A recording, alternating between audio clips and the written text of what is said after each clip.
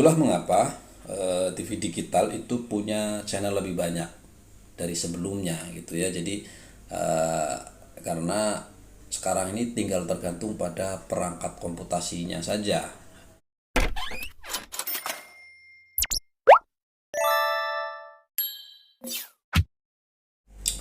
Halo, ketemu lagi dengan channel Iptek 51. Ini adalah podcast pertama.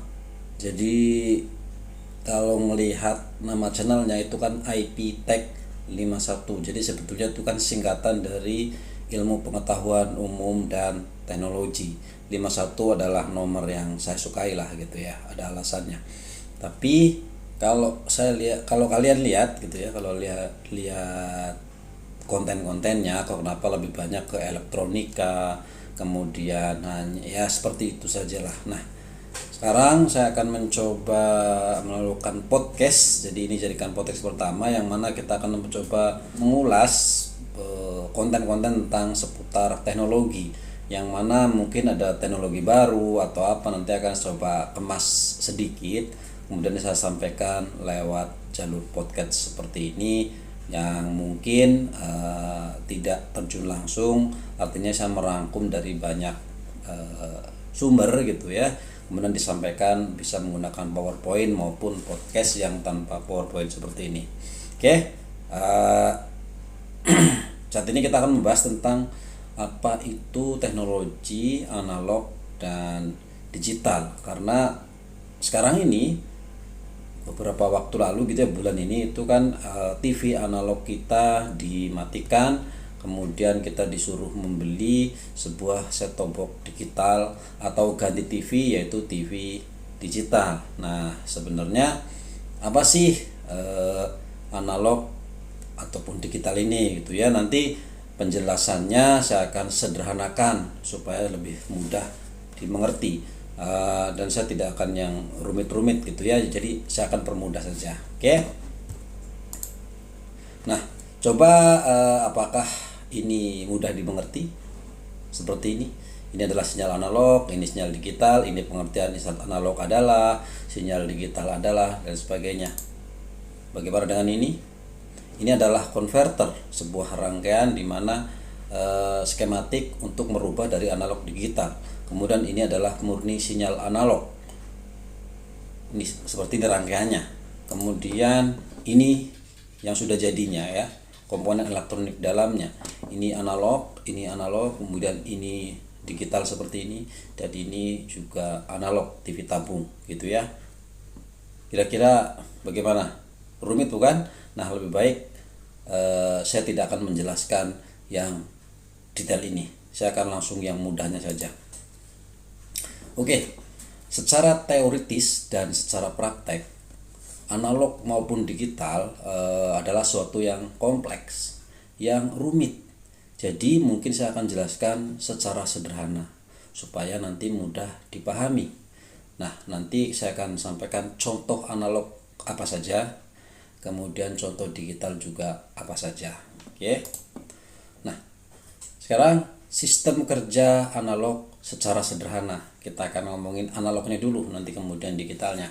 Yaitu ada komunikasi analog dalam kehidupan sehari-hari, dalam kehidupan manusia lah, udah ada sejak dulu sebetulnya. Oke, kita analogikan dengan anggota tubuh kita. Jadi komunikasi dua arah itu pasti ada transmitter atau pemancar atau mengirim, dan juga receiver. Seperti kita sebuah radio, kita punya radio di rumah adalah receiver. Kemudian di sana yang sedang siaran adalah transmitter, adalah komunikasi. Walaupun itu satu arah, kita bisa dua arah kalau kita punya transmitternya. Menjadi sebuah handphone, HT, intercom, dan lain-lain, itu adalah dua arah. Nah, sebetulnya dalam anggota tubuh kita juga sama. Punya alat komunikasi yang bisa dua arah. Nah, kita akan ambil contoh adalah mata. Mata dan telinga adalah receiver atau penerima. Jadi mata untuk menerima sebuah cahaya, yang mana apa yang kita lihat, ini benda ada di depan mata kita, karena cahaya kita bisa melihatnya. Kalau tidak ada cahaya pasti tidak akan bisa melihatnya, gelap gitu ya. Itu adalah penerima. Ini adalah sensor untuk menerima layaknya sebuah kamera, itu adalah mata. Kemudian telinga itu adalah untuk menerima suara yang ada di sekitar kita, itu adalah telinga, dijadikan sebagai receiver. Nah, sementara untuk transmitternya atau mancarnya di anggota tubuh kita apa saja? Pertama adalah suara kita, ya. Jadi mulut kita mengeluarkan suara, kemudian lawan bicara kita bisa mendengarkannya. Juga mungkin ada gerak tubuh yang mana itu adalah kita mengirimkan sinyal, menganggukah, menggelengkah, kedip matakah, jiling matakah, dan lain-lain. Itu adalah kita mengirimkan sinyal kepada lawan kita di sana, kemudian diterima oleh mereka. Yang disebut analog adalah cahaya dijadikan sebagai alat untuk kita melihat. Jadi kita hanya akan melihat dengan jelas jika cahaya yang terang. Nah, itu akan terganggu, analog akan terganggu jika orangnya makin jauh, menjauh. Itu juga kita akan terganggu. Atau misalkan lingkungan sekitar kita makin gelap, distorsi karena hujan, karena ini dan itu, maka itu sudah tidak akan sempurna lagi. Pesan yang kita sampaikan kepada mereka mungkin tidak akan sama lagi karena ada gangguan yang mana cahaya itu bisa terblokir. Nah, begitu juga media udara sebagai pembawa pesan suara. Contoh, kalau kita ngobrol bersama teman depan-depanan seperti ini, tentu dengan jelas telinga kita mendengar. Tapi bagaimana jika teman yang kita ajak bicara ada di luar sejauh 5 meter, 10 meter, atau bahkan 30 meter? Apa yang dia sampaikan mungkin akan terganggu dan tidak sempurna sampai ke telinga kita. Apa yang kita kirimkan itu continuous, berjalan merambat, kemudian dia kalau terganggu medianya, contoh karena bising, karena hujan, karena jauh, karena angin, itu bisa mengalun mengikuti medianya. Itulah yang disebut analog. Jadi analog itu berubah mengikuti kondisi carrier atau pembawa yang disebut analog itu. Jadi kalau mata melihat lewat cahaya juga bisa kalau redup pasti sudah akan terganggu, tidak akan melihat dengan jelas lagi. Suara juga seperti itu, bisa terganggu karena angin, karena jarak, karena hujan, dan lain-lain, kita akan terganggu. Itu disebut analog. Nah, sekarang sistem kerja digital secara sederhana dalam kehidupan sehari-hari. Jadi contoh yang sudah ada sejak dulu adalah kode Morse. Mungkin setelah manusia menemukan sumber suara ataupun cahaya, kita mengenal namanya kode Morse. Contoh, peluit dan lampu sebagai sumbernya. Contoh misalkan kita mau menyampaikan A, maka kita tinggal pakai peluit. Tit, panjang itu huruf A. Nah, atau misalkan lampu kita bisa pakai senter, kedip sekali, kedip panjang sekali, itu adalah huruf A. Atau misalkan kita mau huruf I, berarti kedip 2 kali, itu adalah kode Morse. Nah, apa sih yang membedakan antara tadi suara yang kita teriakkan dengan kode Morse ini? Walaupun media carrier ya, misalkan terlalu jauh sekali, misalkan jaraknya sangat jauh, peluit kalau kita berbicara menggunakan suara analog kontinu seperti ini, kemungkinan akan mengalun. Pesan hai atau halo mungkin tidak akan sampai ke sana menjadi kata halo karena ada gangguan di lingkungan, terputus. Misalkan karena angin, dia akan mengalun, hilang kemudian.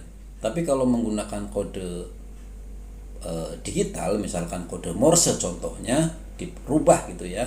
Jadi halo itu misalkan kelihatan sini ada tit 4 kali, walaupun itu mengayun tapi kita bisa membaca bahwa itu peluit 4 kali, baik lemah maupun kuat, maupun walaupun mengalun. Tit 4 kali adalah H. Jadi gangguan akan sedikit tertolong lah gitu ya. Jadi yang tadinya jauh karena jarak mungkin mengalun, tetapi karena kode Morse hanya 4 kali tit berarti itu huruf H seperti itu. Nah, itu adalah contoh-contoh digital di dunia nyata. Jadi kita menyampaikan pesan ke orang lain menggunakan sebuah kode, contoh kode Morse ini.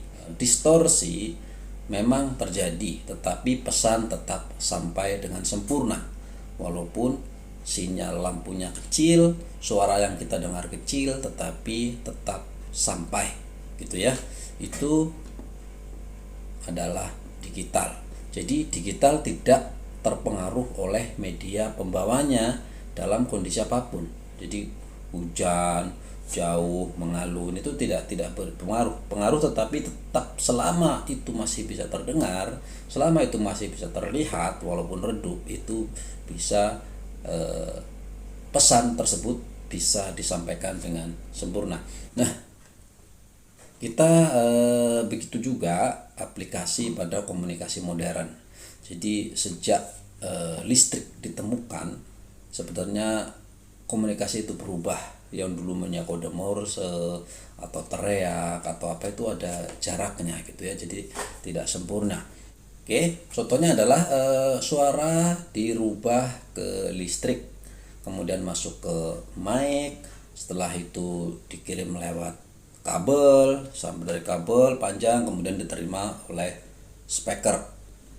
Itu adalah sinyal analog, yang mana sinyal analog ini juga bisa terganggu walaupun sudah ditemukan ya. Kalau tadi kita ngomong suaranya pasti dekat saja gitu ya, terganggu dengan ini.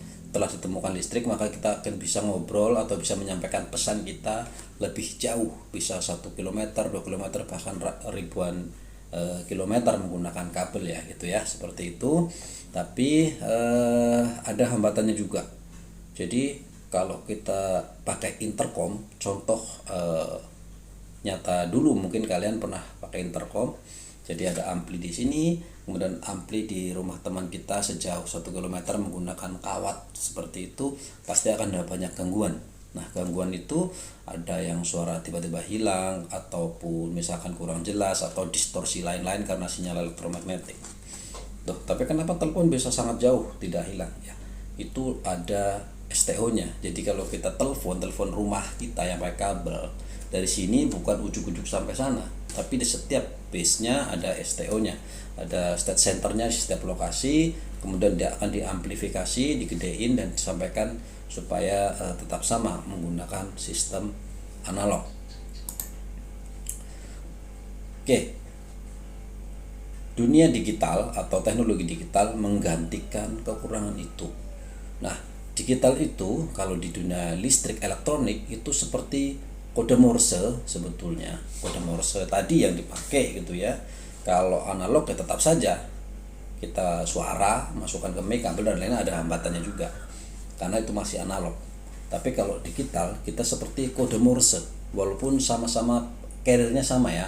Ada yang melalui radio, ada yang melalui kabel dan lain-lain, tetapi menggunakan kode Morse sama.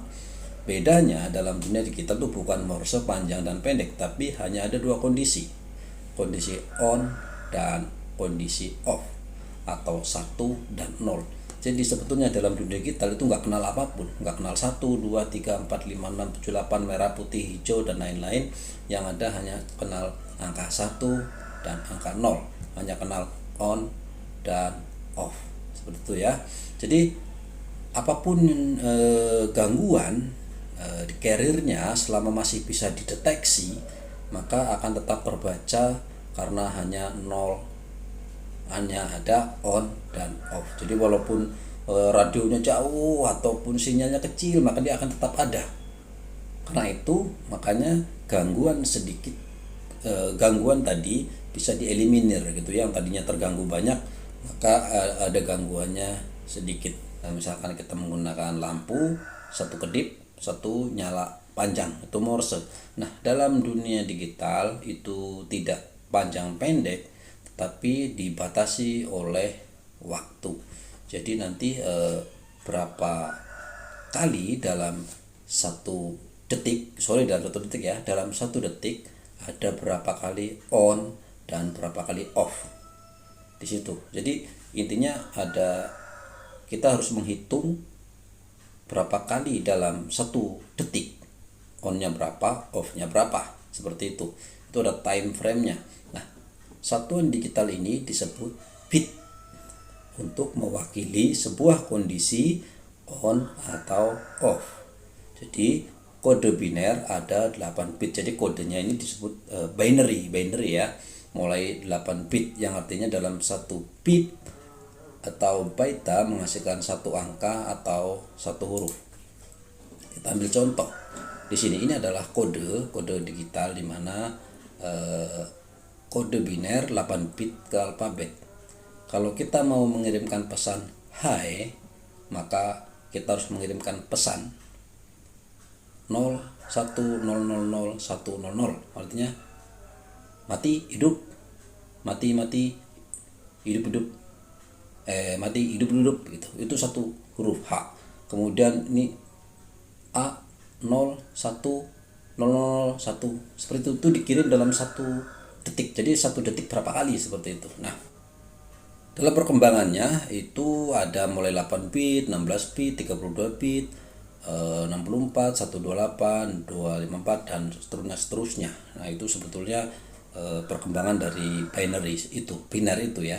Nah, selanjutnya ada bita. Jadi beda ya, bit dengan byte. Jadi kalau bit itu pakai B kecil, kalau byte pakai B besar. Itu biasanya kalau B besar itu dipakai untuk ruang penyimpanan seperti flash disk, micro SD, kemudian hard disk dan lain-lain. Yang biasanya kita lihat di casingnya ada 1 GB, 16 GB, 128, 1 tera dan lain-lain yang menggunakan B besar. Itu namanya byte. Itu 1 byte itu ada 8 bit. Nah, sementara bit dengan B kecil gitu ya. Jadi biasanya dipakai untuk kecepatan dalam suatu transfer data. Misalkan internet kecepatannya 5 Mbps atau 10 Mbps, artinya 5 megabit per second atau 5 miliar huruf per detik. Ini ya, per detiknya 5 miliar, berarti kecepatannya itu 5 miliar mengirimkan data ini, angka ini 5 miliar, sebanyak 5 miliar dalam satu detik, itu cepatnya. Atau dalam pembacaan harddisk, misalkan kabel ini sanggup harddisk ini ya, SSD misalkan sanggup 540 miliar angka ini per detik. Jadi apapun bisa dikirim selama dalam satu detik itu ya. Itu ilmu komputasi. Mungkin aplikasi paling nyata adalah dalam dunia internet, karena ada digital inilah internet ini ada gitu. Kemudian televisi yang baru-baru ini analognya sudah dimatikan oleh pemerintah dan kita harus membeli TV baru karena transmisinya digantikan digital. Nah, kemudian hampir semua perangkat elektronik di sekitar kita itu sudah berubah menjadi digital gitu ya. Karena apa sih kelebihannya? Seperti tadi, karena hanya dengan satu carrier atau satu pembawa, satu jalur gitu, dia bisa mengirimkan miliaran data per detiknya. Tentu tergantung kecepatan komputasinya. Artinya kita punya kalkulator, punya komputer yang bisa menghitung berapa miliar data.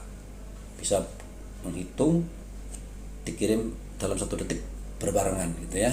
Nah, jika punya perangkat komputasi yang mampu menghitung 1 miliar kali dalam satu detik, 1 miliar kali dalam satu detik, 1000101 itu disusun berurutan, 1 miliar kali satu detik itu atau 1 Gbps, 1 gigabit per second. Maka jika ada sebuah foto sebesar 1 MB bisa dikirim sebanyak 1000. Misalkan ada sebuah data lah gitu ya, mau foto mau video sebesar 1 MB, kemudian kita punya komputer kecepatannya adalah 1 Gbps, maka dia akan bisa mengirim 1000 video itu atau foto itu dalam 1 detik peng langsung seperti itu ya. Itulah digital. Nah, itulah mengapa TV digital itu punya channel lebih banyak dari sebelumnya gitu ya. Jadi karena sekarang ini tinggal tergantung pada perangkat komputasinya saja. Itu makin besar maka makin banyak siaran yang bisa dikirim gitu ya. Nah, tetapi tergantung carrier-nya juga. Ada batas juga seperti 2G dia kecepatannya berapa, 3G, 4G, 5G, fiber optik, kemudian laser dan lain-lain itu ada batas ya. Jadi sehingga generasi itu ada bergenerasi terus mencari cara bagaimana supaya carrier-nya itu betul-betul bisa, komputer sudah mampu tapi carrier-nya masih ketinggalan ya. Makanya kita sekarang ini baru ada di generasi 4G yang mana speednya ya masih, silakan lihat Google, saya lupa tadi nggak narok gitu, saya lupa, tapi kita akan lari ke 5G yang mana kecepatannya jauh lebih tinggi. Jadi itu ya, jadi sebetulnya mau secepat apapun ya carrier-nya harus mengikuti. Tidak bisa komputernya super canggih tetapi radionya kita masih generasi pertama ya, nggak bisa juga, komputer udah canggih, transmisinya juga harus makin canggih. Makanya ada kenal generasi tadi ya, nanti akan ada 5G, ada 5G, ada 6G, 7G, mungkin 10G dan lain-lain. Mungkin nanti ke depan kita nggak tahu teknologinya seperti apa. Yang jelas kita hari ini sudah menikmati carrier membawa yang generasi keempat lah yang kita bisa nikmati hari ini. Oke, itulah gambaran sederhana dari teknologi analog dan digital ya. Tentu saja ada kekurangan, ada kelebihan juga dari masing-masing teknologi itu. Yang pasti manusia terus mencari cara bagaimana menghitung lebih cepat dan juga bagaimana cara mengirimkannya dengan cepat pula. Karena begitulah dunia digital ya. Oke, demikian podcast pertama kali ini untuk channel Iptek 51. Silahkan nanti saya ada di playlist podcast channel Iptek 51 yang mana saya akan jadikan sebagai tempat untuk saya mengulas tentang berbagai teknologi yang ada di dunia ini. Saya akan sampaikan, saya akan rangkum, saya kemas. Jadi agak-agak aneh cara nerangkinya ya, wajar aja lah ya, karena ini adalah podcast pertama. Oke, terima kasih, thank you, salam Iptek 51 dan bye bye.